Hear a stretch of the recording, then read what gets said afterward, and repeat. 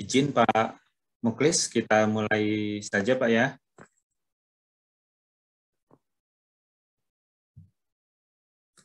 Assalamualaikum warahmatullahi wabarakatuh. Waalaikumsalam warahmatullahi wabarakatuh. Selamat siang, salam sejahtera bagi kita semua. Perkenalkan, saya Muhammad Kasman dari Biro PBJ Kalimantan Selatan yang insya Allah 2 kali 45 menit ke depan akan menemani Bapak Ibu sekalian di acara workshop online kita hari ini. Yang terhormat Bapak Ibu sekalian, peserta kelas reguler workshop online MS Training and Consulting yang saya yakin ya, tentunya dengan berbagai macam kesibukan, terutama menjelang akhir tahun ini sudah tanggal 17 ya, namun berkenan bergabung pada Zoom meeting siang atau menjelang sore ini ya, terutama di Indonesia Tengah atau Timur.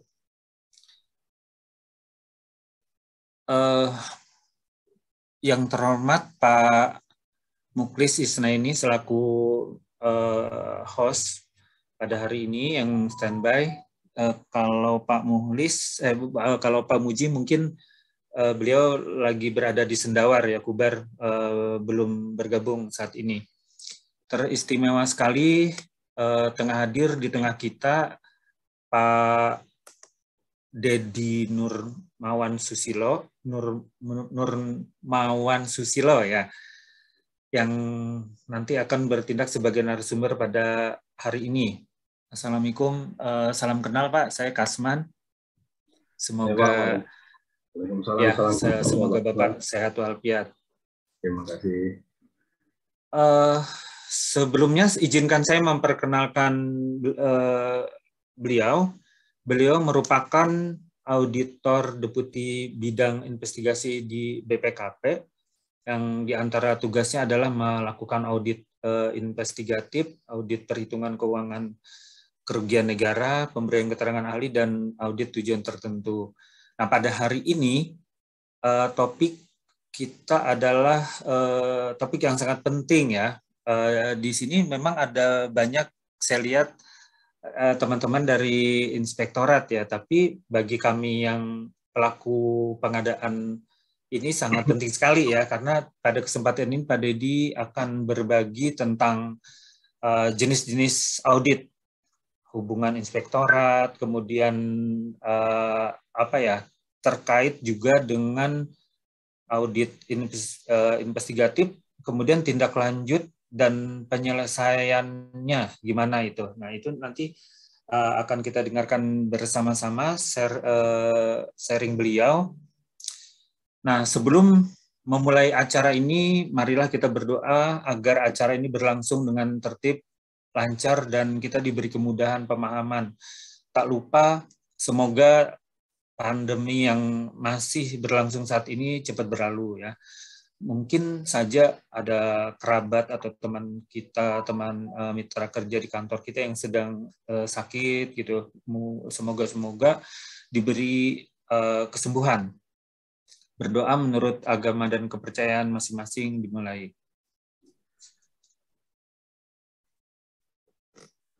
Terima kasih. Sebelum dimulai acara, ada baiknya saya sampaikan peraturannya.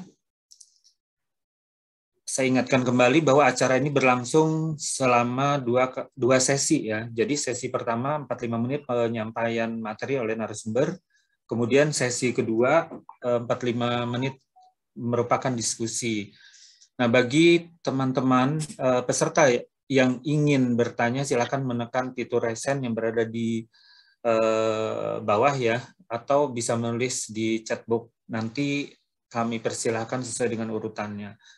Kemudian link absen, jangan khawatir, akan kami bagikan setelah narasumber menyampaikan materinya dan akan ditutup 20 menit setelah acara berakhir.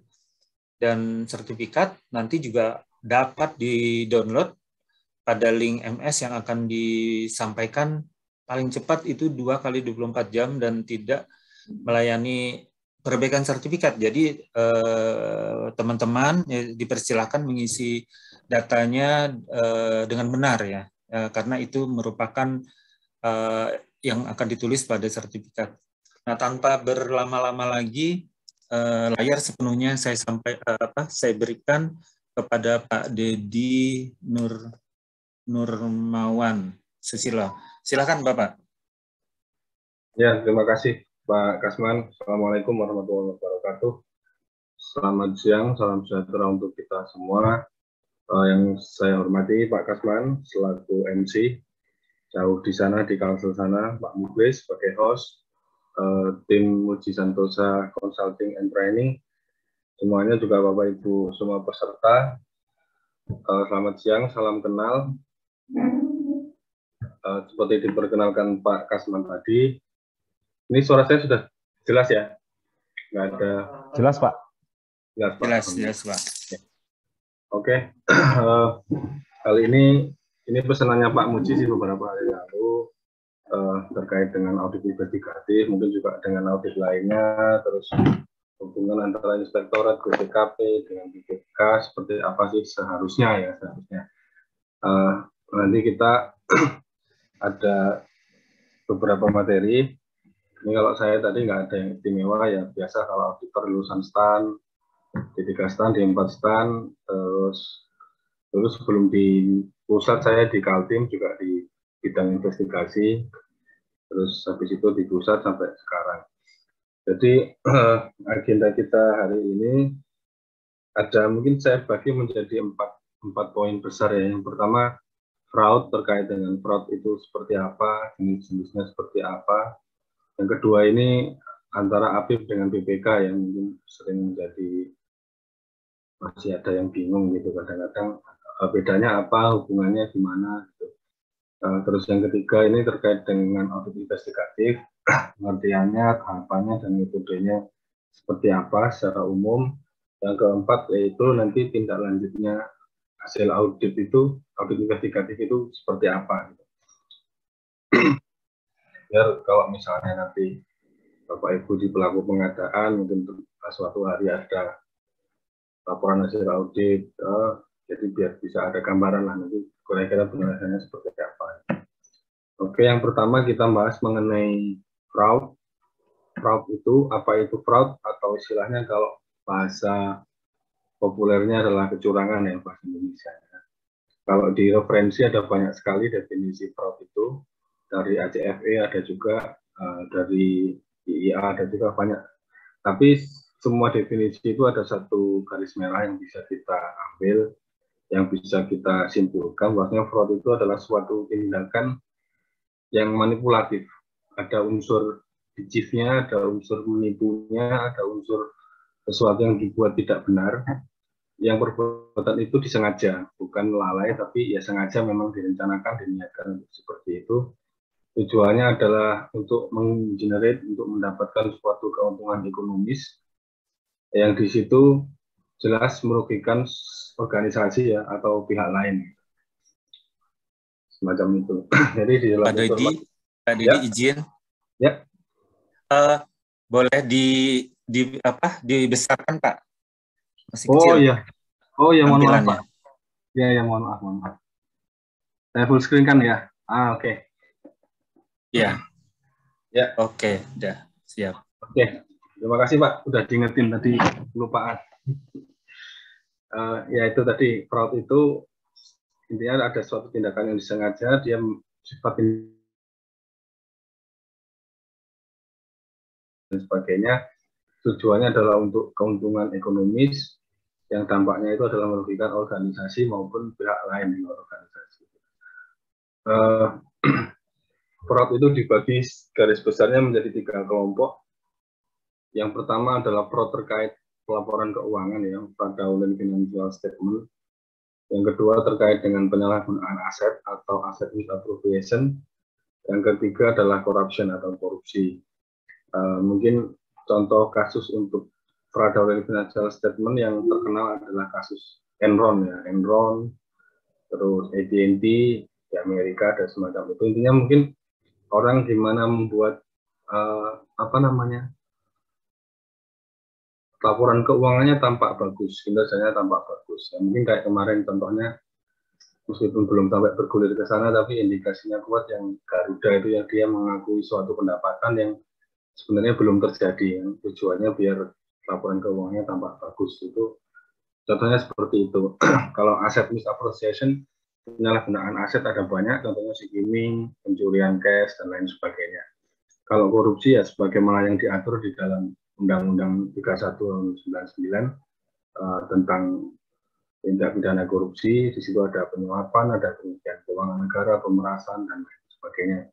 Itu jenis-jenis fraud ya, kategori fraud. Nah ini fraud tree atau pembagiannya dari ACFE.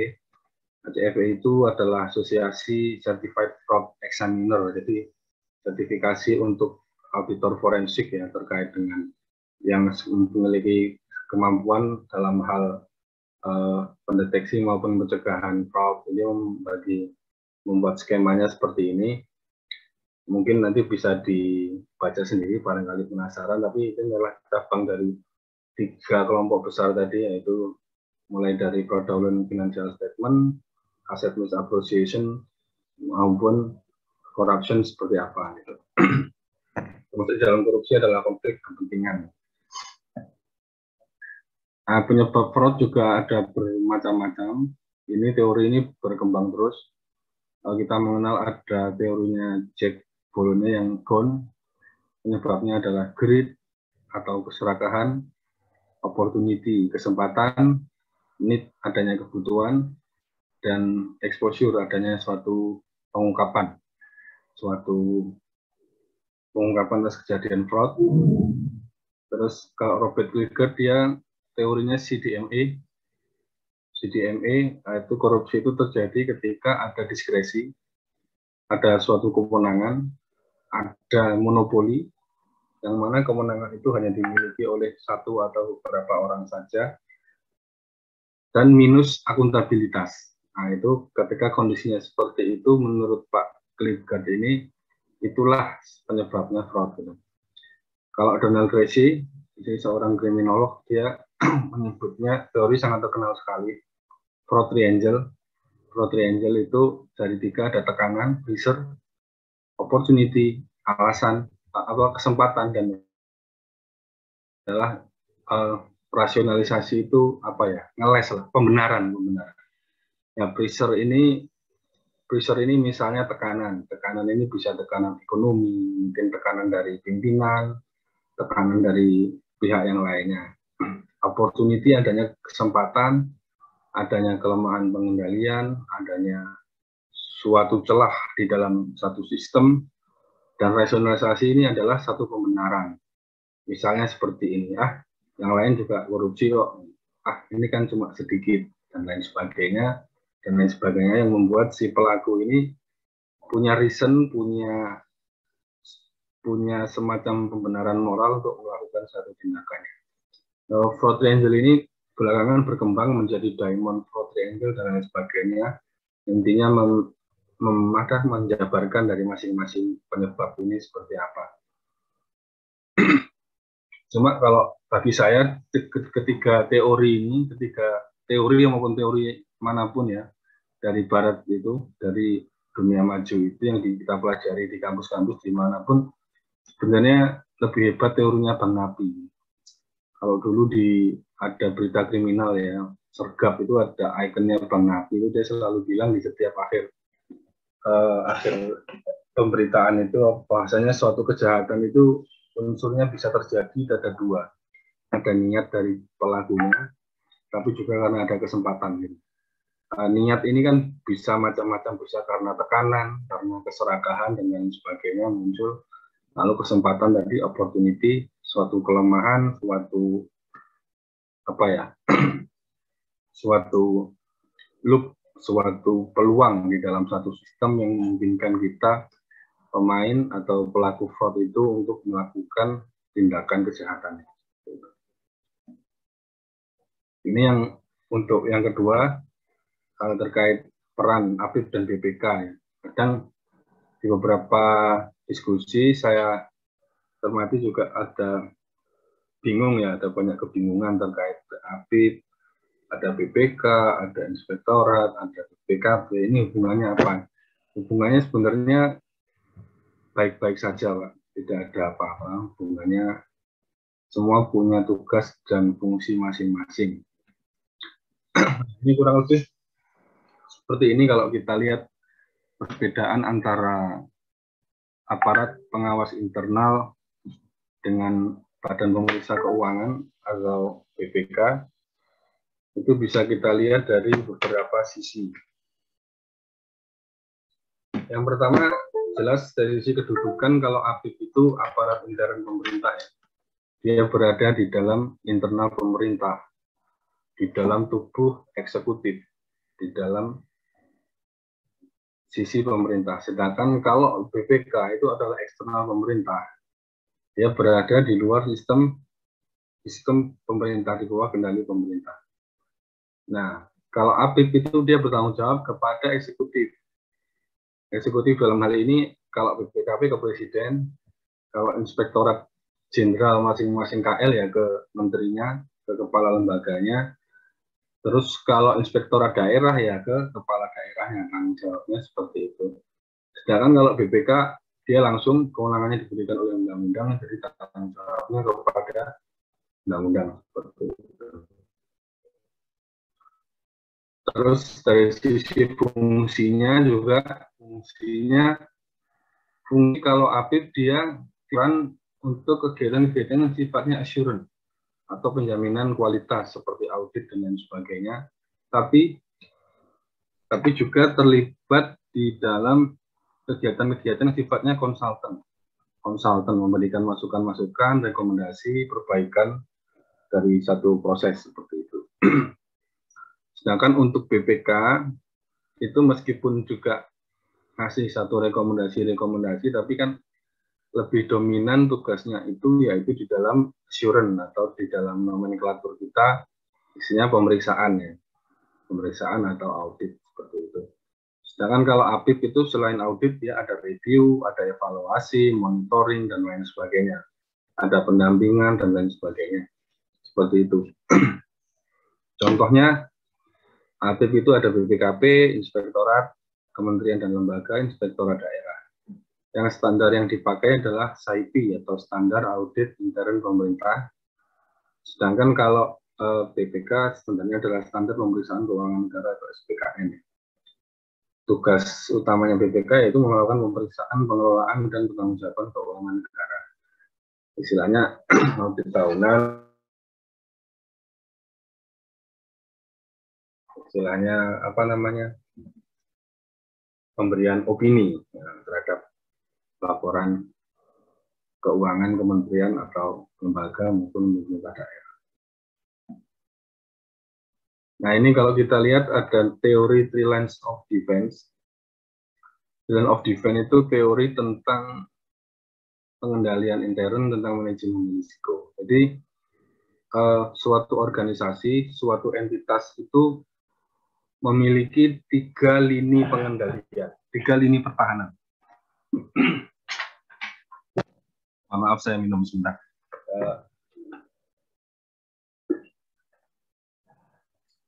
Ada 3 lini pertahanan.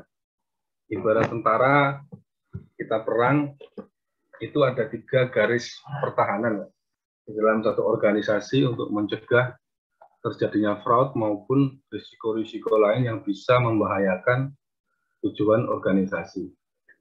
Yang di lini pertama adalah pengendalian intern.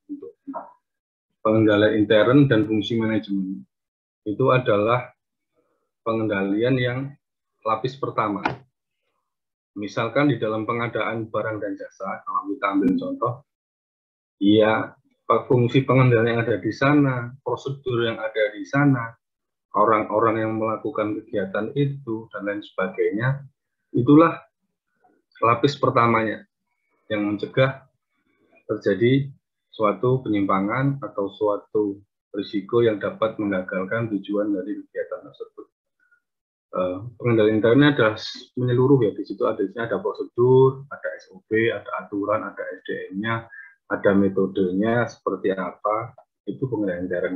lapis pertama untuk mencegah kegagalan, mencegah kecurangan adalah di sana. Bagaimana prosedur atau aturan main di dalam proses bisnis itu dilakukan dengan tepat sesuai dengan aturan yang berlaku. Lapis kedua, untuk menjaga ini terjadi suatu risiko atau penyimpangan adalah fungsi risk management. Fungsi manajemen risiko, fungsi fraud risk assessment. Nah, jadi selain dari tadi pengendalian atau proses bisnis yang sudah biasa kita lakukan, itu adalah lapis pertamanya.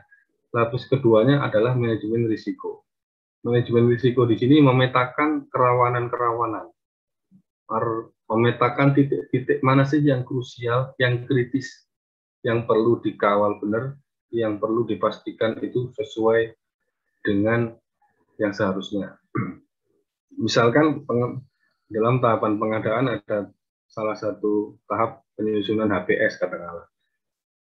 Manajemen risiko memetakan ini adalah salah satu titik yang rawan dalam pengadaan ini adalah penyusunan HPS karena bla bla bla dan sebagainya. Nah, fungsi risk management nanti harus melihat critical point-nya di mana dan melakukan tindakan-tindakan pengendalian agar risiko-risiko atau kesalahan-kesalahan yang mungkin terjadi itu tidak jadi terjadi, dicegah semacam itu di fungsi manajemen risiko. Misalkan ketika dalam proses dilihat, oh ini yang tim PPHP-nya ini tidak punya kompetensi, berisiko dia nggak bisa memastikan jumlah jenis barang yang diterima itu sesuai dengan kontrak.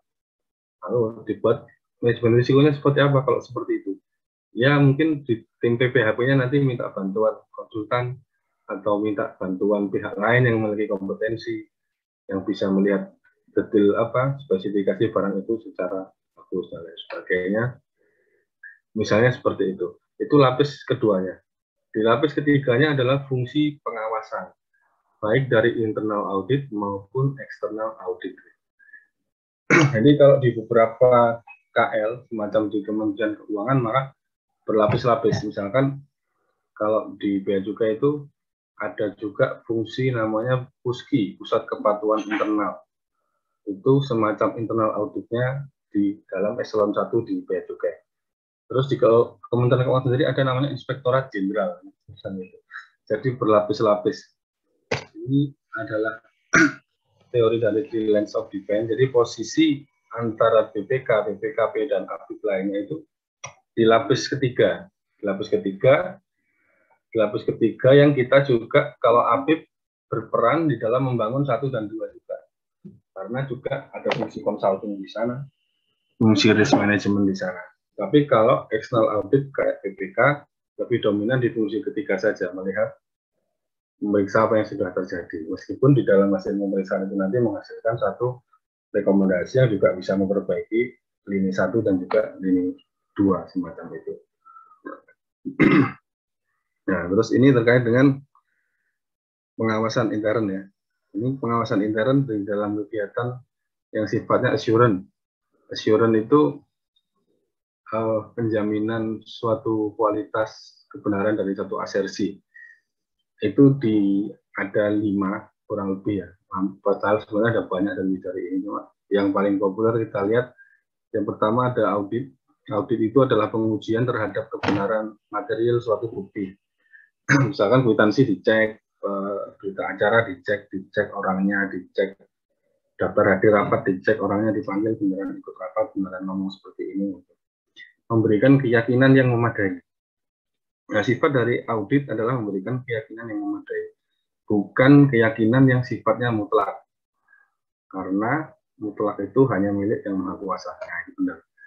Dikatakan memadai kenapa? Karena itu keyakinan itu diperoleh dari serangkaian pengujian bukti-bukti sesuai dengan prosedur atau standar yang sudah ditetapkan. Seperti itu. Ini yang dari sisi keyakinan yang paling yakin, yang paling dalam yaitu audit. Di bawah audit ada namanya review. Review itu sebatas pengecekan kelengkapan ya atau kesesuaian. Sifatnya memberikan keyakinan terbatas. Kalau di audit biasanya kan simpulannya telah terjadi ini, telah terjadi penyimpangan, bla bla bla bla terjadi ini. Kalau review simpulannya tidak ditemukan indikasi ini, tidak ditemukan adanya ini. Review misalnya review anggaran, review di perencanaan. Gitu. Kalau review ya sebatas mengecek kelengkapan, kesesuaian bukti-buktinya, tidak menguji bukti. Misalkan ada kwitansi, ya udah dilihat kwitansinya 100.000, dicatatnya 100.000, di jurnalnya 100.000, nah itu review. Tapi kalau audit, ada kwitansi 100.000, dicek ke yang bikin kwitansi, benar nggak ini 100.000. Semacam itu, perbedaan yang mendasar antara review dan audit. Lalu ada evaluasi, Bapak Ibu. Evaluasi ini, contoh kalau di Pemda yang biasa itu adalah EKPPD, ya, evaluasi kinerja pemerintah daerah. Kalau evaluasi, dia beda dengan audit, beda dengan review. Evaluasi ini membandingkan capaian dengan target yang telah ditetapkan sebelumnya. Dan kalau di DV itu ada target misalkan penyediaan air bersih harus berapa kakak, ini dan sebagainya. Kita membandingkan ke sana. Terus kalau monitoring itu pemantauan progres suatu kegiatan atau prestasi. Perbedaan apa antara evaluasi dengan monitoring? Meskipun di lapangan kadang-kadang kita lihat mirip-mirip ya, seperti itu. Kalau evaluasi ini jelas kita melihat membandingkan antara capaian dengan targetnya. Apa yang telah tercapai dengan targetnya, serta melihat kenapa bisa tidak tercapai atau kenapa tercapainya lebih semacam itu. Tapi kalau monitoring ini sekedar melihat progresnya saja, dimonitor seperti itu. Oh, sudah berjalan, misalnya program A, program bansos sudah berjalan sekian, anggarannya sudah keluar sekian, sudah dibagi menjadi sekian kegiatan di sekian kabupaten kota, hasilnya sekian, itu lebih ke monitoring. Kalau evaluasi harus target yang sudah tercapai, yang sudah dilaksanakan itu dibandingkan dengan targetnya, dicari kenapa, penyebabnya kenapa itu tidak tercapai semacam itu. Pengawasan lain-lain ya, ini yang tidak termasuk 4 inilah, yang pendampingan, yang macam-macam itu masuk ke dalam kategori pengawasan lain-lain. Nah, kalau pemeriksaan BPK itu ada 3 kelompok besar ya. Ini seperti pembagian audit sebenarnya, pembagian audit di dalam di bukunya Arens itu. Yang pertama adalah pemeriksaan keuangan. Ini menilai kewajaran laporan keuangan yang disajikan oleh kementerian, lembaga maupun pemerintah daerah. Yang kedua adalah pemeriksaan kinerja untuk menilai aspek ekonomis, efisiensi, dan juga efektivitas. Yang ketiga adalah pemeriksaan dengan tujuan tertentu atau istilahnya PDTT semacam itu. Itu adalah tujuan lain selain dari dua ini, selain dari keuangan dan juga kinerja. Contoh dari apa namanya pemeriksaan tujuan tertentu, misalnya salah satunya adalah investigatif, kerugian keuangan negara, dan juga lain-lainnya lah, yang tidak, pokoknya selain dua itu. Nah ini Bapak Ibu, hubungan antara Inspektorat BPKP dan BPK ini seharusnya ya, secara teori. Secara teori ibarat satu kue, ini harusnya yang dapat porsi paling besar adalah inspektorat. Kenapa? Kan inspektorat adalah bagian dari organisasi, bagian dari entitas yang dia day to day ada di sana. Hari demi hari, setiap hari ada di dalam tubuh organisasi itu, melihat langsung, yang harusnya berperan banyak adalah inspektoratnya. Sedangkan BPKP, ya harusnya porsinya nggak sebanyak inspektorat lah. Ya sesekali datang ngecek apa. BPK juga seperti itu, harusnya ibarat satu kue bisa oleh inspektorat, sudah direview sama inspektorat, sudah diaudit sama inspektorat, ya BPKP melihat yang lainnya. BPK nanti tumpang tindih maupun hasil pemeriksaan yang berbeda ya, masih terjadi antara mungkin inspektorat, BPKP, BPK, objek yang sama dan kesimpulannya berbeda-beda. Jadi seperti itu langsung meninggalkan ego sektoral masing-masing. Ini seharusnya kalau di lapangan nanti kita juga yang terjadi seperti apa. Kadang-kadang memang ada overlap, ada gesekan, ada dinamika-dinamika yang terjadi semacam. Nah ini yang ketiga, ini mungkin cocok buat teman-teman di Inspektorat. Sharing aja, nanti kita saling belajar tentang bagaimana sih audit investigatif itu harus dilakukan.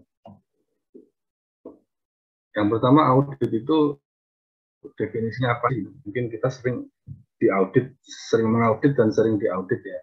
Kita flashback, kita refresh kembali, bahwasanya audit itu adalah suatu kegiatan sebenarnya pengumpulan dan pengujian bukti yang dilakukan oleh orang yang kompeten dan independen untuk menilai suatu proses.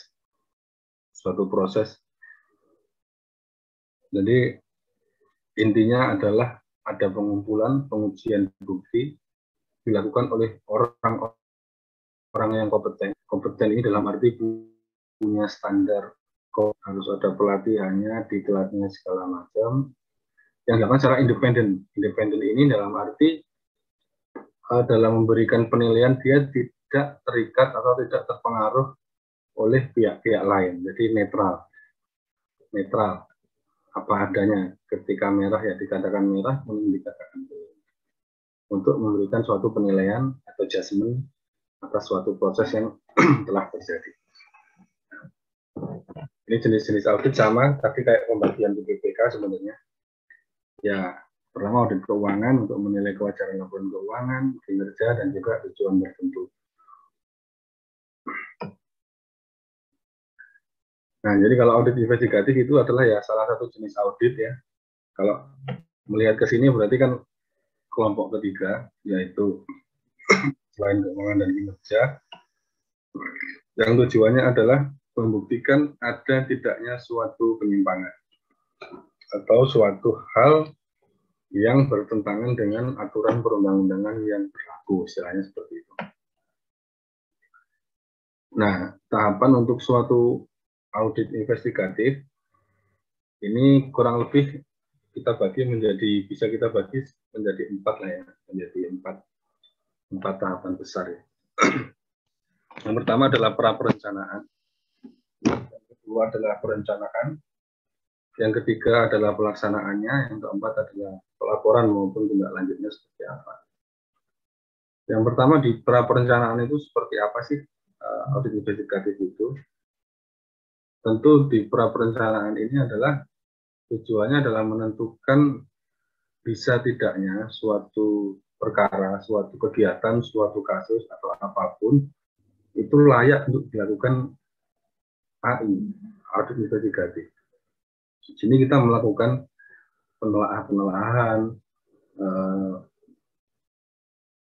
melihat kegiatannya apa, di mana, terus disimpulkan bisa nggak dilakukan AI. Kalau kita simpulkan bisa dilakukan audit kasus, maka kita membuat satu perencanaan ke tahap 2, yaitu menyusun tim dengan siapa, berapa orang, terus program kerja auditnya seperti apa, prosedur yang akan dilakukan nanti seperti apa, kita susun juga alokasi anggaran. Ini kalau mau DL kemana, berapa hari, dan juga anggarannya seperti itu. Baru di pelaksanaannya adalah pengumpulan dan pengujian bukti atau eksekusi pelaksanaan dari program kerja audit yang telah kita tetapkan tadi, membuat simpulan-simpulan. Kalau sudah selesai simpulan-simpulan itu dibahas, baru kita susun laporan dikomunikasikan ke para pihak yang terkait, dan juga mungkin ada satu proses verifikasi sebagai dampak dari laporan hasil audit investigatif yang terkait. Yang perlu kita tekankan di dalam proses ini adalah terutama di pra-perencanaan dan di perencanaan. Ini harus sebelum audit kita laksanakan, kita harus yakin benar bahwasanya subjek objek yang mau kita audit ini memang layak gitu kita AI. Kenapa? Karena AI ini risikonya sangat besar Bapak Ibu. Bagi auditor, risikonya besar. Kenapa? Karena kalau ketika kita sudah AI dan ternyata nggak ada simpulan AI kita tidak ada penyimpangan, dan kemudian di kemudian hari ternyata terbukti ada penyimpangan, ini membuat orang akan mempertanyakan kualitas audit yang kita laksanakan. Jadi di dalam perencanaan, di perencanaan ini harus kita lakukan dengan rigid gitu. Nah, perencanaan itu seperti apa sih idealnya? Pertama kita harus menilai kecukupan 5W2H-nya. 5W2H ini kegiatan buatnya apa sih, kegiatannya ini apa yang menjadi objek audit kita ini apa? Harus jelas. Nggak bisa misalkan kan AI, APBD, kota A gitu, tanpa jelas tahunnya, tanpa jelas lingkupnya, harus jelas buatnya ini apa. Bentuk penyimpangannya seperti apa sih, hipotesisnya, dugaan penyimpangannya seperti apa sih, skenario penyimpangannya seperti apa sih, apakah markup, apakah speknya, apakah suap, apakah apa, itu harus kita punya imajinasi ke sana. Lalu where itu di mana? Di mana kejadian itu terjadi? Kapan kejadian itu terjadi? Tahun anggaran berapa? Gitu. Terus siapa saja yang terlibat? Orang-orangnya masih hidup nggak nih yang terlibat? Bisa kita klarifikasi nggak kira-kira orang-orang? Jangan-jangan yang terlibat sudah meninggal semua, sudah mati semua, karena sudah berapa tahun yang lalu, sudah nggak ada orangnya lagi. Terus kita pertimbangkan juga. Terus why, mengapa? Kira-kira apa sih yang menjadi motif pelakunya melakukan satu tindakan kecurangan itu? Lalu how much, berapa anggaran, maupun potensi kerugian keuangan negara yang mungkin terjadi. Informasi 5W2H ini dapat diperoleh dari mana? Itu bisa dari pengaduan masyarakat, maupun laporan hasil pengawasan aparat internal pemerintah, maupun BPK, atau informasi atau permintaan dari aparat penegak hukum. Intinya bisa dari mana saja informasi. Biasanya kalau perapradilan ini dilakukan dengan suatu bentuk telaah awal ya, atau penelitian awal atau apapun namanya, untuk menentukan layak dan tidaknya suatu case ini kita lakukan audit investigatif. Lalu di perencanaan seperti apa? Ya, ini nggak ada istimewa di perencanaan itu kita, kalau teman-teman auditor sudah sangat biasa sekali. Tadi yang utama adalah menyusun hipotesa atau dugaannya. Seperti apa sih timnya? Lalu yang penting kedua adalah program kerja audit. Kalau hipotesanya, kalau penyimpangannya kira-kira seperti ini, kira-kira prosedur audit apa yang kita perlukan? Itu disusun di program kerja audit. Antara hipotesa dan dugaan harus dengan program kerja harus nyambung. Ya, misalnya kalau kita duga bansos ini dipotong, nah berarti kan nanti prosedurnya adalah klarifikasi ke penerima bansos seperti itu. Jangan misalkan dugaan kita bansos dipotong, tapi nanti kita klarifikasinya bukan ke penerima bansos, mungkin klarifikasi ke mana kemana yang nggak ada kaitannya, atau mungkin prosedurnya tidak klarifikasi, jadi nggak nyambung antara prosedur dengan hipotesis. Dan hipotesis ini berkembang terus seiring dengan bukti audit yang kita lakukan, jadi harus perlu di-adjust, perlu disesuaikan. Terus juga yang penting lagi kita harus mempertimbangkan risiko audit. Jadi saya katakan tadi di awal, risiko audit itu untuk AI cukup besar. Karena ketika kita sudah AI dan tidak ada temuan, itu kan menjadi satu hal yang apa ya, ini nanti auditnya benar nggak sih, orang mendengar seperti itu. Itu risiko organisasi, masalah trust ya, masalah kepercayaan. Terus juga kalaupun kita nemu satu penyimpangan, kan penyimpangan ini dampaknya akan luas terkait dengan siapa yang terlibat, kerugiannya. Jadi harus dipertimbangkan matang-matang risiko-risiko itu dan bagaimana mengantisipasi risiko tersebut. Nah, kalau pelaksanaannya, kurang lebih ada beberapa hal yang penting ya sebenarnya pelaksanaan ini. Yang pertama ya, kita melaksanakan program kerja audit yang telah kita tetapkan sebelumnya. Si A melakukan apa, kemana, itu kita eksekusi. Terus lagi kita mengumpulkan bukti dan menguji bukti tadi, klarifikasi, dan lain sebagainya. Yang ketiga adalah kita harus selalu ingat yang disebut dengan axiom of fraud. Axiom of fraud itu adalah sifat-sifat ya, atau karakteristik dari fraud itu seperti apa sih. Lalu kita membuat satu simpulan yang berisi atribut temuan. Nah, program kerja audit investigatif ada beberapa Pak. Ada, kalau di buku Arens itu ada 7 atau 8 itu, cuma kita ambil yang beberapa yang memang sering kita gunakan, yaitu yang pertama yaitu dokumentasi. Tentu kita mengecek dokumentasi atas proses itu yang terjadi. Misalkan kalau pengadaan ya kita lihat mulai anggarannya, mulai lelangnya, kelengkapan dokumennya seperti apa, terus kita uji kebenaran materialnya. Ada prosedur analitis membandingkan ya deret atau tren untuk mencari indikasi. Misalkan kita melihat data realisasi belanja dalam satu tahun, kita lihat Januari sekian, Februari sekian, tiba-tiba di Oktober angkanya tinggi. Nah, yang tinggi ini kan perlu kita perhatikan. Terus klarifikasi ini meminta konfirmasi lah, yes or no, ya atau tidak, Bapak tahu atau tidak, ikut atau tidak, dan lain sebagainya. Bedanya dengan wawancara apa? Kalau wawancara itu lebih mendalam, klarifikasi ini lebih kita cuma pengen tahu, oh Bapak ini yes or no aja sih, ya apa enggak, 1 atau 2 gitu. Tapi kalau wawancara itu lebih mendalam lagi, biasanya wawancara kita untuk mendengar satu cerita, untuk mencari how-nya, mencari bagaimananya, mencari niatnya, dan sebagainya di wawancara. Terus juga ada cek fisik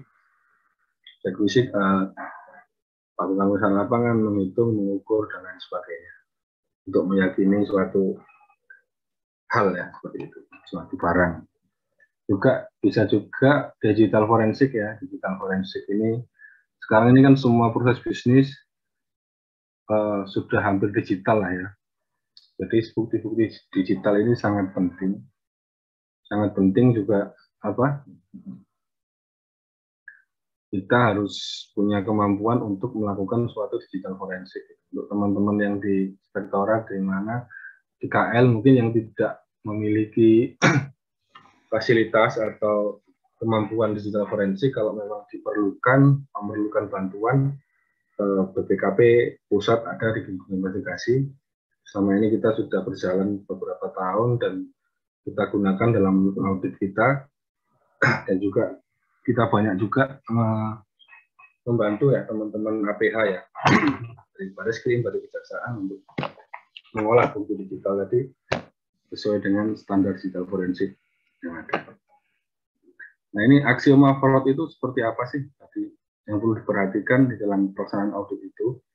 Yang pertama, fraud is hidden. Jadi yang namanya penyimpangan, satu kecurangan selalu tersembunyi. Nggak ada yang terang-terangan.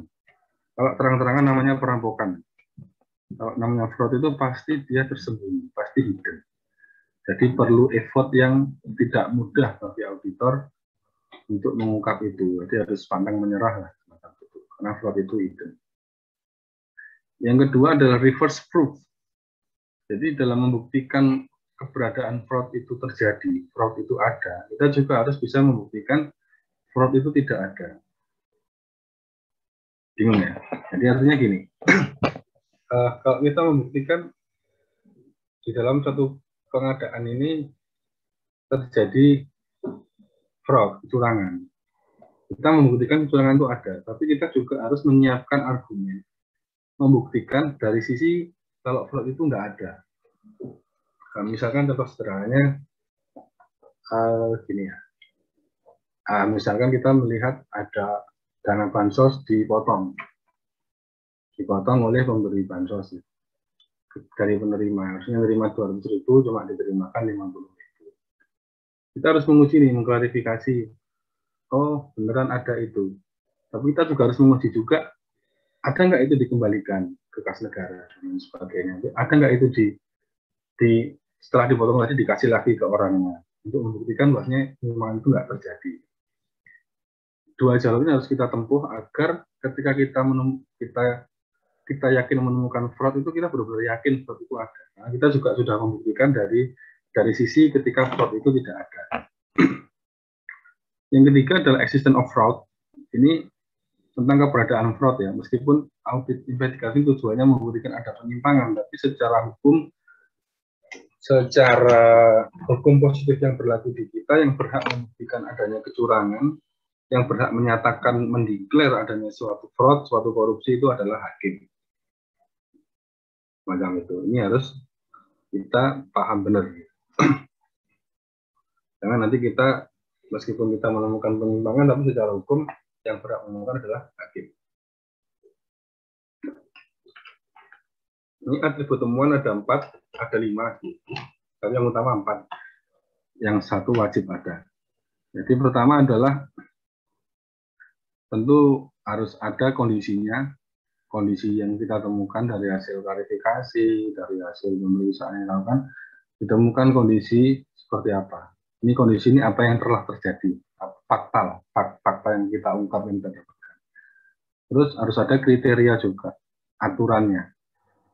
Bisa undang-undang, bisa perpres, bisa SOP, dan lain sebagainya yang kita menjadikan ukuran kalau kondisi tadi menyimpang atau tidak. Lalu kita juga harus bisa tahu penyebabnya apa sih, penyebab terjadi penyimpangan itu apa. Lalu dampaknya juga apa dari penyimpangan yang terjadi itu dampaknya apa. Kalau udah 4 ini lengkap, baru kita cari rekomendasinya. Seperti apa sih rekomendasinya? Sifat dari rekomendasi ini harus 2 atau minimal 1, salah satu, bisa 2. Yaitu menghilangkan penyebab atau meminimalkan dampak. Menghilangkan penyebab dan dampak. Misalkan kalau ada dari hasil kita terlihat ada satu kelemahan prosedur, ya kita rekomendasikan untuk prosedur diubah, ya tidak terjadi lagi. Terus misalkan kalau kita melihat dampaknya itu ada kerugian keuangan negara, ya kita rekomendasikan untuk itu disetorkan kembali agar dampak kerugian tadi pulih, minimal lah, hilang. Nah, ini pelaporan tindak lanjut seperti apa? Tentu untuk laporan investigatif itu tidak bisa dibuka ke semua orang, semua pihak. Karena sifatnya tentu konfidensial, rahasia. Jadi harus didistribusikan secara terbatas ya. Untuk yang berkepentingan saja, yang nggak berkepentingan lebih baik tidak diberikan. Terus sebaiknya juga identitas para pihak yang terlibat di dalamnya itu disajikan dalam bentuk kode. Ini biar tadi tentang kerahasiaan tadi. Jadi misalkan nanti kode X untuk siapa, kode Y untuk siapa. Jadi kalau orang yang nggak tahu kodenya itu membaca laporan, dia nggak dapat informasi yang cukup lah.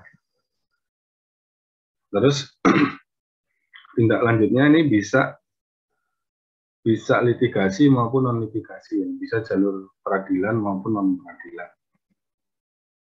Kita bahas di poin selanjutnya. Tindak lanjutnya kalau di investigatif itu bisa jalur litigasi maupun non litigasi. Kalau litigasi jalur persidangan tentu ada pidana, perdata, tata usaha negara. Mungkin kalau internasional ada arbitration internasional dan lain sebagainya.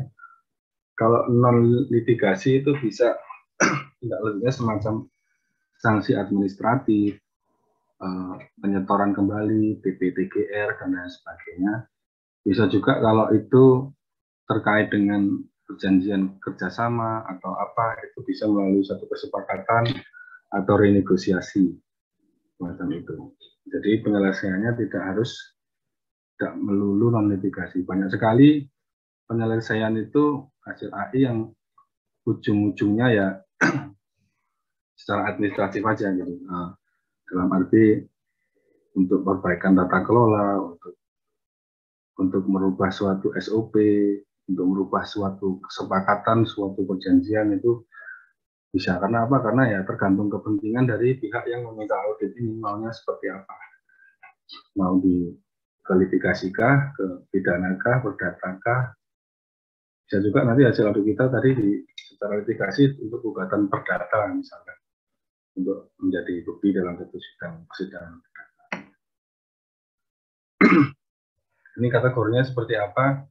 Ya kalau pidana tentu prosesnya nanti, laporan nanti akan kita teruskan ke APH, penegak hukum ya. Nanti di sana akan ada proses penyelidikan, penyidikan, dan seterusnya lah. Kalau secara perdata biasanya hasil audit itu bisa digunakan sebagai satu bukti dalam mengajukan gugatan perdata kepada pihak yang lain. Nah, terus kalau tata usaha negara, ya untuk mengajukan keputusan, mengajukan gugatan tun. Gugatan tun itu gugatan atas besiking, atas satu keputusan pejabat tata usaha negara. Misalkan di dalam hasil audit ditemukan, ini ada ASN fiktif nih, ASN fiktif. ASN fiktif ada ditemukan di sana ada penyalahgunaan wewenang. Akibat dari itu terjadi SK pengangkatan PNS yang sebenarnya nggak layak. Bisa nanti hasil auditnya untuk melakukan gugat untuk mencabut SK tersebut. Tindak lanjut non litigasi ya bisa sanksi administrasi, mutasi, teguran, pemecatan dan lain sebagainya. Tadi yang saya katakan tadi renegosiasi, mengulang satu kesepakatan atau perikatan yang sudah terjadi. Bisa juga itu untuk tindak lanjutnya berupa pemulihan kerugian keuangan negara melalui mekanisme tuntutan pembenaran atau tuntutan ganti rugi. Dan perlu diingat juga bahwasanya pemulihan kerugian keuangan negara tidak menghilangkan unsur pidananya. Yang lain-lain bisa jadi hasil investigasi itu dilanjuti untuk memperbaiki tata kelola, aturan, prosedur, maupun unsur pengendalian intern yang lainnya. Oke, terima kasih Bapak. Mohon maaf, kayaknya waktunya lebih banyak dari yang direncanakan gitu. Saya kembalikan kepada Pak Kasman selaku MC maupun Pak Muklis selaku host. Terima kasih. Assalamualaikum warahmatullahi wabarakatuh. Monggo Pak mau diskusi. Waalaikumsalam. Terima kasih Pak Dedi yang telah memaparkan materinya. Tadi udah sangat jelas sekali ya disampaikan terkait dengan jenis-jenis audit. Ya, bagi Bapak Ibu sekalian yang ingin menyampaikan pertanyaan atau ingin sharing atau ingin diskusi, silakan menuliskan pertanyaan di kolom chatbox ya, atau silakan raise hand.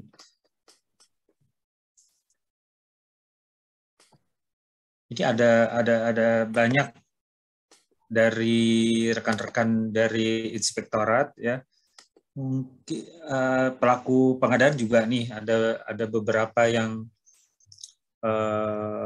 Pokja ya.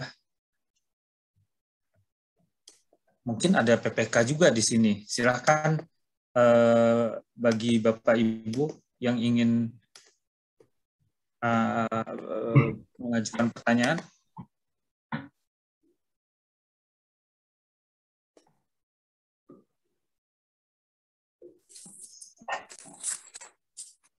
Dan memang Kak ya, ini bulan Desember nih,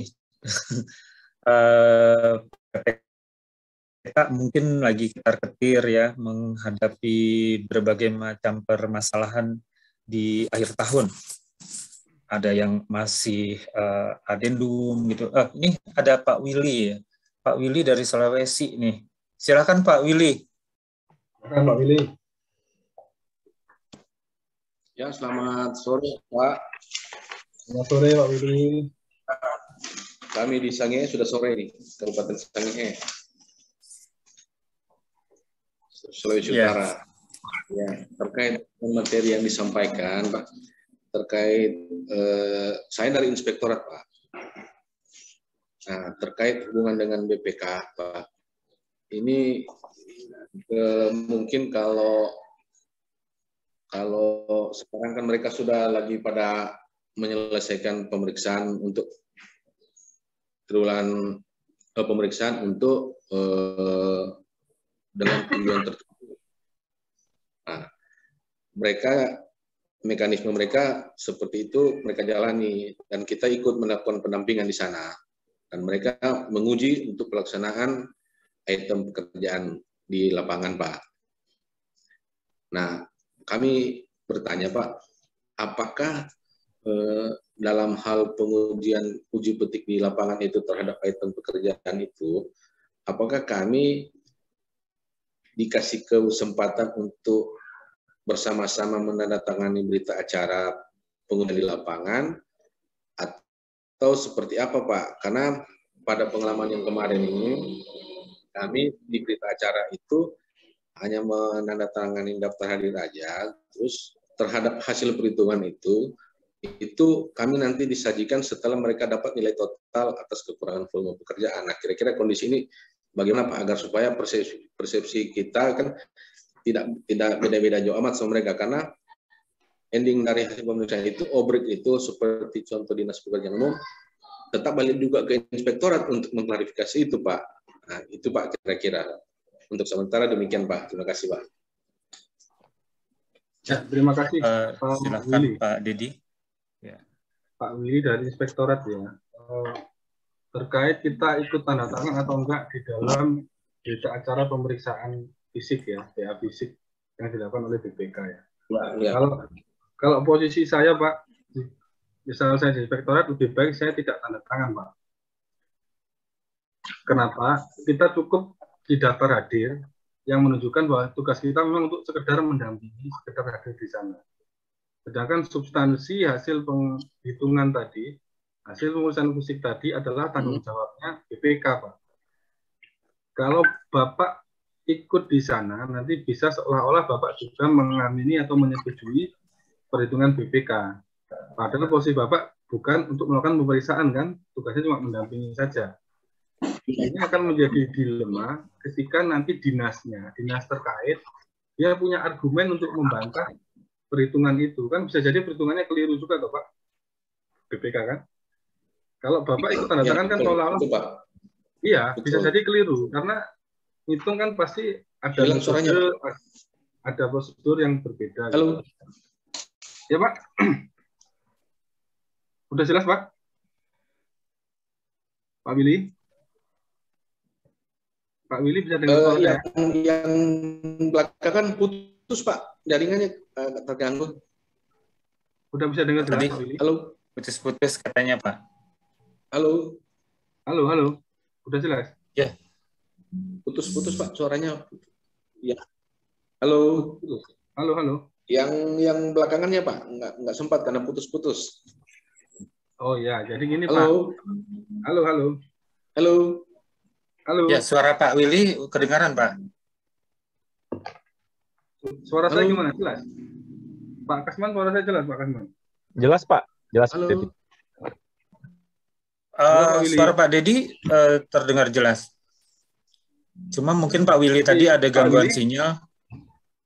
Iya. Ya, Pak. Saya ulangi sedikit lah. Jadi lebih baik kan, Bapak nggak usah ikut tanda tangan, Pak. Tapi kan di format yang di kertas kerjanya tim BPK itu udah dicantumin itu inspektorat gitu, Pak. Ya, cuma kan sifatnya kalaupun memang harus tanda tangan kan sifat Bapak itu hanya mengetahui saja, hanya mendampingi. Tapi tidak bertanggung jawab terhadap isi atau materi atau hasil penghitungannya itu, Pak, hasil pemeriksaan fisiknya, Pak. Harus dipisahkan, Pak. Karena itu kan yang melakukan pemeriksaan adalah BPK, Bapak hanya mendampingi saja gitu. Semacam itu. Jadi nanti kalau Bapak ikut tanda tangan dan seolah-olah mengamini ya, katakanlah menyetujui hasil penghitungan itu, sedangkan dari dinas yang melaksanakan kegiatan tadi punya argumen untuk membantah, hasil perhitungannya beda nih, kan? Beda metode, entah beda prosedur. Nah ini kan Bapak tersandera. Padahal itu bukan hasil pemeriksaan Bapak, itu pemeriksaan BPK. Mungkin kalau Bapak sendiri yang meriksa, hasilnya nggak segitu juga, mungkin kan begitu. Ini ada risiko seperti jadi, itu, Pak. Pak. Kita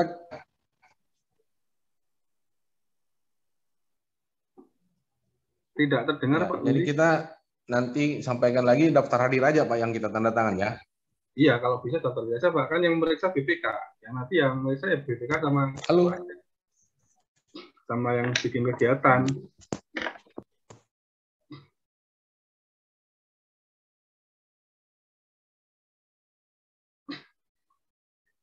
Halo.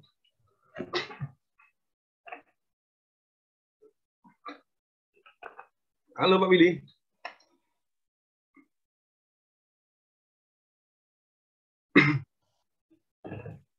Kayaknya Pak Willy ada gangguan jaringan, Pak Dedi. Mudah-mudahan beliau udah bisa menangkap apa yang telah disampaikan oleh Pak Dedi tadi. Ya. Nah, kemudian nggak apa-apa nanti kalau ada waktu dan beliau tersambung kita ini lagi. Nah, kemudian kita undang berikutnya adalah Pak Christian Novaro. Tadi dari Nias ya, kalau nggak salah ya. Silahkan Pak Christian. Ya, saya dari Nias Selatan. Buka, ya oke. Terima kasih kesempatannya. Selamat sore Pak Dedi. Selamat sore Pak Christian. Ada beberapa pertanyaan saya Pak. Kebetulan saya ada PPK saat ini. Jadi saya tertarik sekali tadi dengan materi ini. Yang saya tanyakan itu, apakah semua pekerjaan itu wajib diaudit?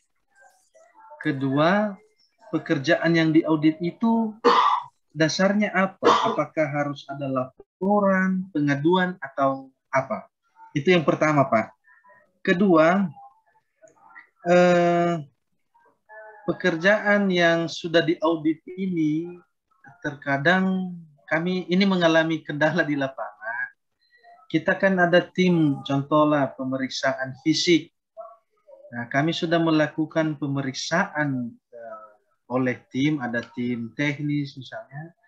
Tapi ada juga nanti ketika ada audit BPK atau tim yang lainnya, tim eksternal, ada perbedaan. Yang saya tanyakan apakah memang harus ada tetap ada temuan kalau ada audit ini, Pak? Atau bagaimana? Dan ketiga, contohnya fisik, kalau di audit itu apakah ada standarnya yang mau diaudit itu?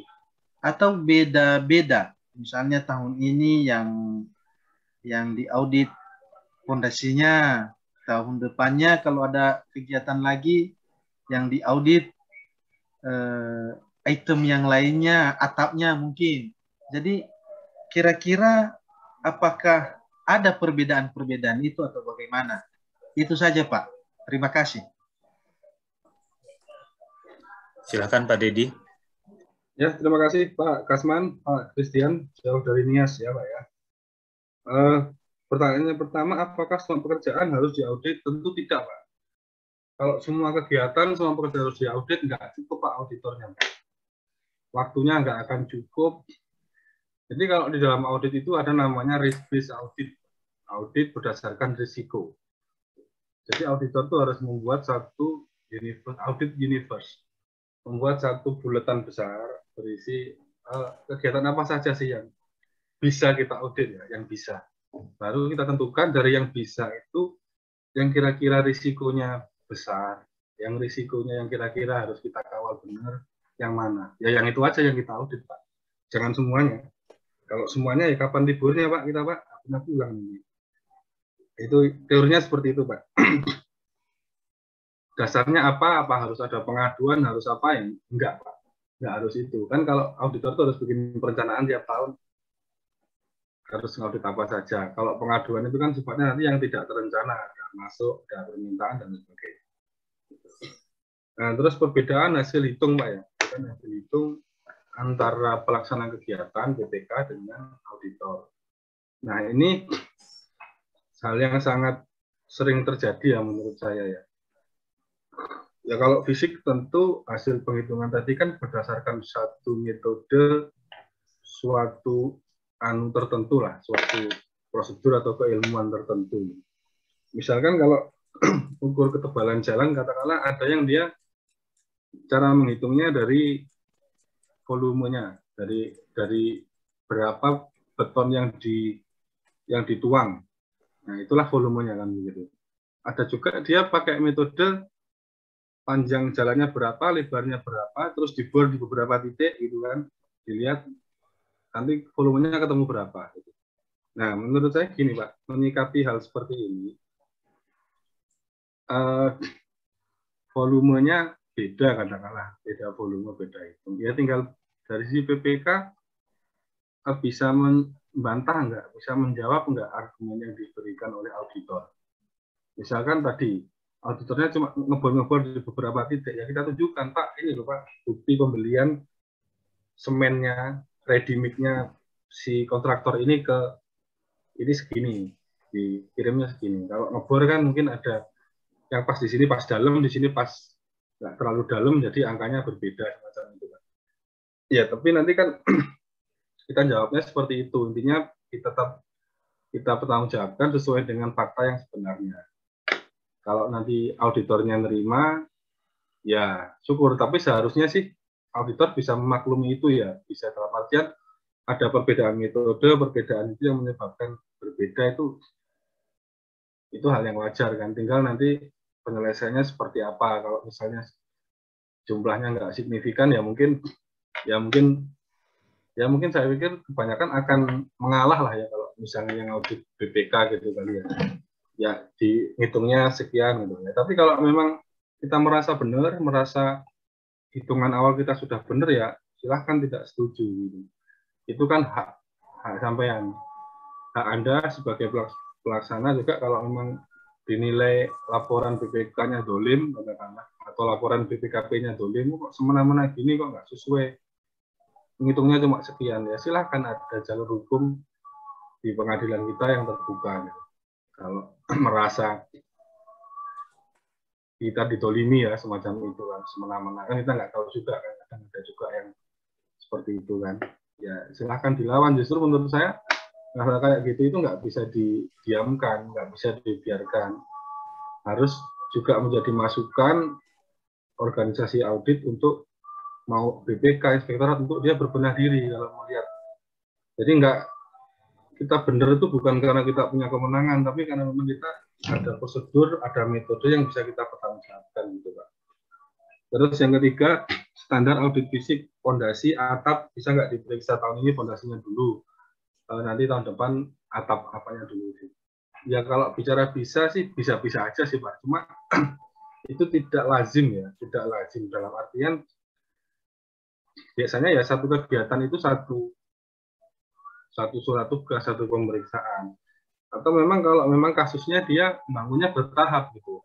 Mungkin tahap pertama dibangun fondasi dulu nih, jadi fondasi diperiksa. Tahap kedua mungkin pekerjaan strukturnya jadi diperiksa. Ya, itu tergantung case-nya sih Pak. Tapi kalau yang lazim itu ya satu kegiatan. Misal rehab pembangunan gedung A ya. Pembangunan gedung A itu semuanya kita lihat, tidak cuma fondasinya saja. Seperti itu Pak Christian. Gimana Pak Christian, udah ya terjawab semua ya? Ya sudah Pak. Bisa sedikit lagi. Ini mau saya tanya tapi agak. Ya silakan Pak. Iya. Saya juga beberapa kali diminta oleh APH untuk menjadi tim audit fisik, Pak. Tapi saya tidak punya keahlian atau tidak punya sertifikat keahlian untuk itu. Namun secara keilmuan mungkin saya bisa, Pak.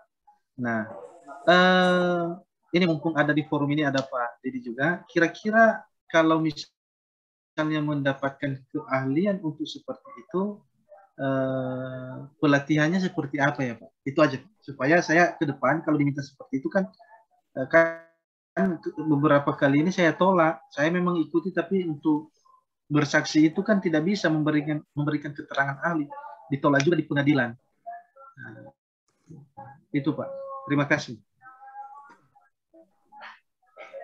Silakan Pak Dedi, gimana? Jadi begini Pak Christian, kalau ahli itu kan itu adalah nomenklatur yang ada di KUHP sebenarnya ya. Ahli itu apa? Kan alat bukti itu kan ada 4, ada petunjuk, surat, keterangan saksi, keterangan ahli. Orang dikatakan ahli itu kalau secara hukum memang nggak ada, harus sekolah dulu, harus ini dulu, harus enggak. Misalkan begini, ahli itu adalah orang yang pendapatnya bisa kita dengar, kita perlukan untuk membuat terang suatu perkara. Lebih seperti itu. Jadi misalnya kita membahas tentang becak, mungkin ahli becak itu nggak perlu profesor, nggak perlu lulusan S1 ya. Mungkin tukang becak, tukang servis becak itu yang mengerti becak itu seperti apa. Ya kan kasus bangun patung. Bangun patung, bahan patung yang bagus itu apa? Itu yang tahu juga yang bikin patung. Dia mungkin nggak SD aja nggak lulus, tapi dia paham karena dia sehari-hari di sana. Kompetensi atau keahlian bisa jadi 2, bisa dari pendidikan, pelatihan, atau dari pengalaman. Nah, kalau ahli fisik, ahli konstruksi kan ada asosiasinya itu Pak, asosiasi ahli konstruksi. Tentu di situ ada standar kompetensinya untuk menjadi ahli itu seperti apa. Gitu. Ya kalau sampai diminta menjadi ahli, kalau memang merasa punya kompetensi ya silahkan. Toh nanti kan kalaupun mau diterima nggak diterima itu kan urusan belakang Pak. Orang BPKP aja kadang-kadang kalau sidang juga masih pengacaranya keberatan saya tidak terima gitu dengan keahlian BPKP gini ya. Itu silahkan, itu kan orang membela diri kan ya silahkan. Toh nanti mau dipakai atau enggak pendapat kita kan tergantung hakim. Saya sudah beberapa kali sidang kan seperti itu. Jadi enggak sifatnya kalau sidang nanti ya siapapun cuma kasih pendapat aja. Finalnya ya hakim. Termasuk terkait nilai kerugian keuangan negara kita cuma pendapat aja. Nanti finalnya hakim yang mutusin, bisa sama, bisa lebih besar, bisa lebih kecil ya tergantung judgementnya hakim. Sama kayak pendapat ahli juga gitu. Gitu Pak Christian ya. Mungkin kalau konstruksi bisa ke ahli asosiasi ahli konstruksi lah. Tapi kalau di PU kan bisa kan secara keahlian PU memang tugas fungsinya itu juga. Oke, sudah cukup Pak Christian ya. Halo. Masih di mute Pak Christian. Ya, sudah Pak, sudah. Terima kasih. Terima kasih Pak Dedi. Terima kasih. Kemudian kita undang Pak Hajar Setiawan dari Inspektorat juga beliau. Pak Hajar, apa mungkin langsung Pak ya? Langsung berkomunikasi dengan Pak Dedi. Halo Pak Hajar. Halo. Pak Hajar Setiawan. Oh ya, silakan Pak.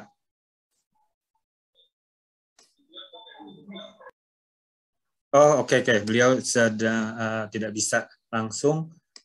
Saya bacakan aja. Ya. Dari Pak Hajar Setiawan, ini beliau dari Inspektorat juga Pak Dedi. Kami pernah memperoleh penugasan adanya pengaduan tentang pungli yang dilakukan oleh oknum Dinas A. Dalam rangka penanganan tersebut, apakah APIP bisa menangani materi pengaduan seperti ini? Jika bisa, gimana pembuktian yang tepat untuk materi pengaduan seperti ini? Nah, itu yang pertama. Kemudian beliau juga ada bertanya, jika ada pelimpahan dan permintaan APH untuk melakukan pengujian fisik dengan keterbatasan tenaga, kemudian kompetensi, apakah bisa APIP menerima limpahan tersebut dengan batasan hanya uji kuantitas tanpa uji kualitas? Silakan Pak Dedi. Baik, terima kasih Pak Pak Kasman. Yang pertama pungli ya, bisa nggak auditor menindaklanjuti? Tentu bisa Pak.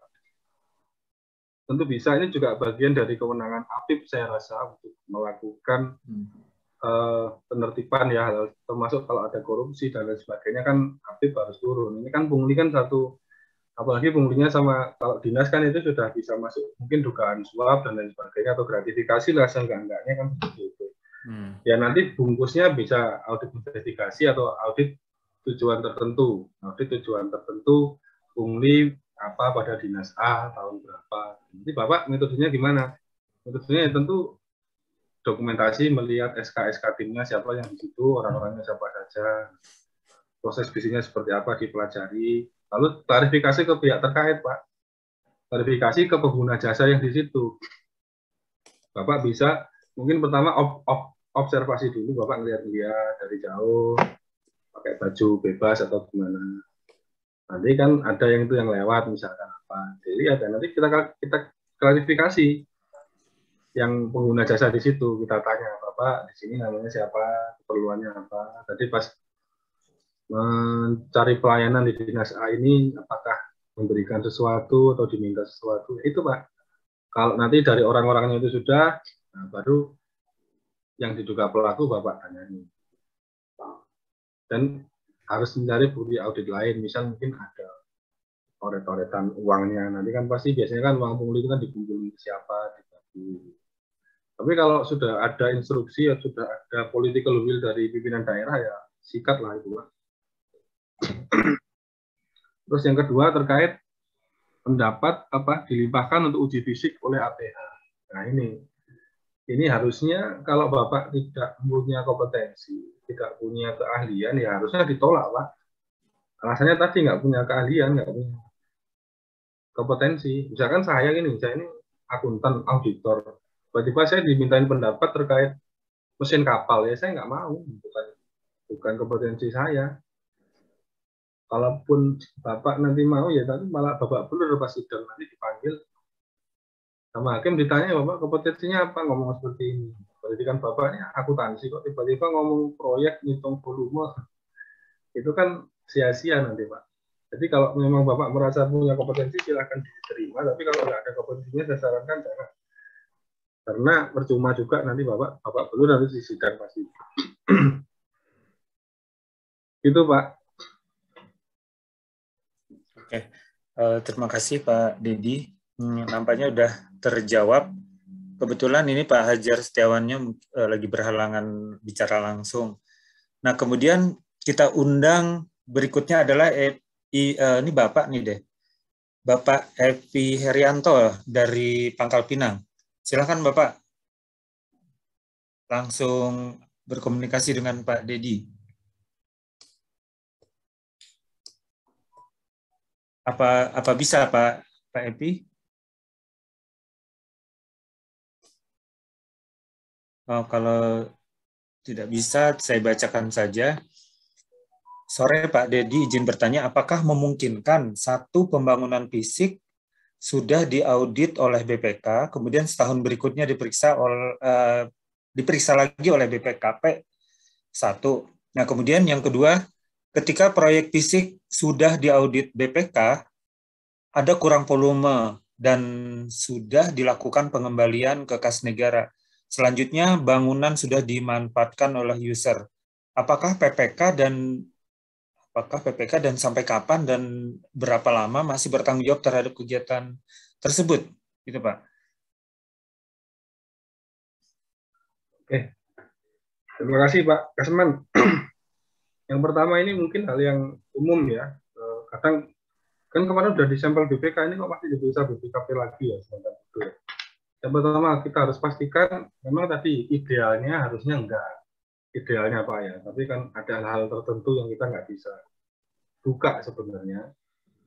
Kenapa kita masuk ke sana itu pasti biasanya kalau kayak gitu tuh ada sesuatu hal lain.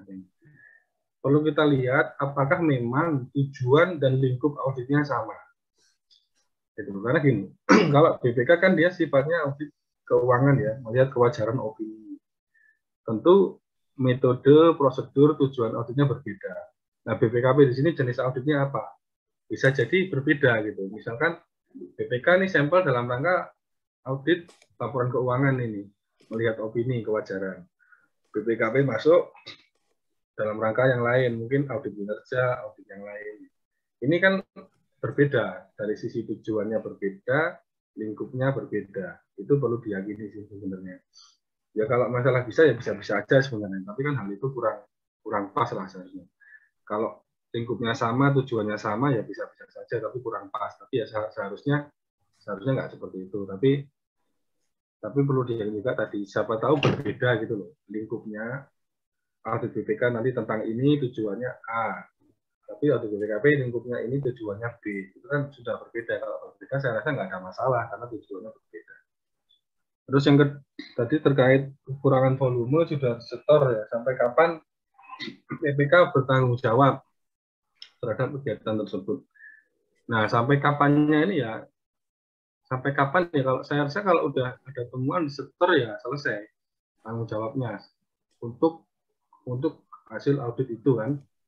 Tapi kan terkadang kita melihat terjadi di lapangan sudah disetor sama ada hasil audit BPK sudah disetor, tapi beberapa waktu kemudian ada pemeriksaan APH, ternyata ada suap dan lain sebagainya di dalam itu yang membuat nilainya beda lagi ya. Itu ya masih berlanjut tanggung jawabnya. Kalau tanggung jawabnya sampai kapan ya nggak ada batasannya, itu nggak ada batasannya ya. Ya kita bertanggung jawab terhadap apa yang kita lakukan. Sampai kapannya nggak ada sih. Ya terus karena kita melakukan kegiatan itu ya biar bagaimanapun kalau ada masalah di kemudian hari ya kita ikut tanggung jawab. Mungkin seperti itu, Pak. Oke. Udah terjawab keduanya. Ini pertanyaan di kolom chatbox sudah ada, yang resen juga nampaknya belum. Kebetulan waktunya juga sudah habis, Pak, nih. Nggak apa-apa, Pak. Karena saya tadi masuknya telat, nggak apa-apa. Kalau kita tambah 10-15 menit, nggak apa-apa. Karena tadi saya masuknya juga telat. Oke. Silahkan Bapak Ibu sekalian, kalau masih ada yang ingin nih.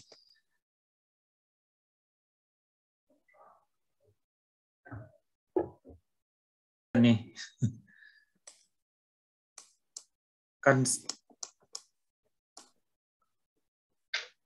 halo, silahkan Bapak Ibu bagi yang ingin menyampaikan pertanyaan. Ya, kayaknya sinyalnya juga tidak stabil nih.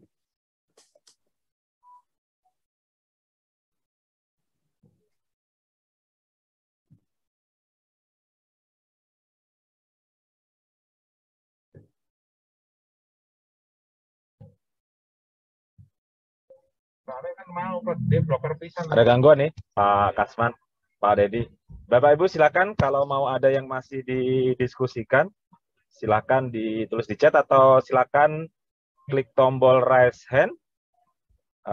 Tadi silakan Bapak Ibu kalau mau masih ada yang didiskusikan. Cukup nih kayaknya, Pak Dedi. Ya, syukur kalau cukup, Pak. Oke. Baik, ke Pak Kasman kayaknya ada gangguan nih, Pak. Karena kondisi hujan nih kayaknya. Baik. Ya, mohon maaf. Saya tadi juga terlempar keluar nih.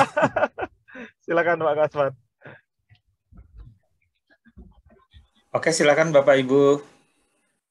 Bagi yang ingin menyampaikan pertanyaan atau ingin diskusi, kita masih membuka kesempatan kedua, ya paling tidak 5 menit lagi lah gitu.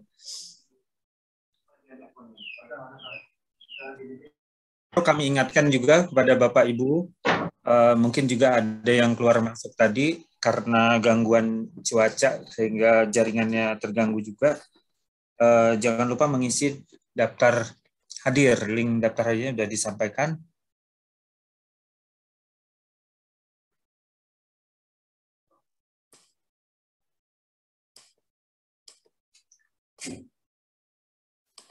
Atau mungkin cukup nih Pak Kasman ya.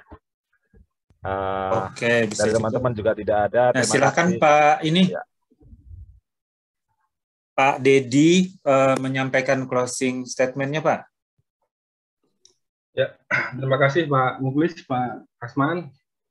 Closing statement saya ya intinya terima kasih ya atas kesempatan yang diberikan untuk berbagi dalam kesempatan ini saya juga banyak belajar. Intinya saya melihat cerita-cerita dari teman-teman ini kan jadi tahu gambaran di lapangan itu seperti apa, dan ini menjadi satu masukan bagi saya pribadi untuk dalam melaksanakan penugasan gitu. Terima kasih untuk Multifonto Consulting, teman-teman yang sudah memberi kesempatan, Bapak Ibu semua yang sudah ikut berdiskusi. Ya, kita berharap semoga apa yang kita lakukan ini ada manfaatnya lah, menambah pengetahuan kita, terutama bisa bermanfaat dalam melaksanakan tugas sehari-hari yang kita emban gitu. Mungkin itu saja, Pak. Terima kasih. Oke, terima kasih banyak Pak Dedi. Demikian Bapak Ibu sekalian, Zoom meeting kita pada hari ini. Semoga memberikan manfaat bagi pelaksanaan tugas kita sehari-hari gitu ya di tempat tugasnya masing-masing. Saya selaku moderator yang memandu acara ini mohon maaf apabila dalam saya mendampingi Bapak Ibu sekalian terjadi gangguan yang di luar dugaan seperti tadi ya. Mohon maaf juga apabila ada hal-hal yang kurang berkenan. Akhir kata saya ucapkan wabillahi taufiq wal hidayah. Wassalamualaikum warahmatullahi wabarakatuh.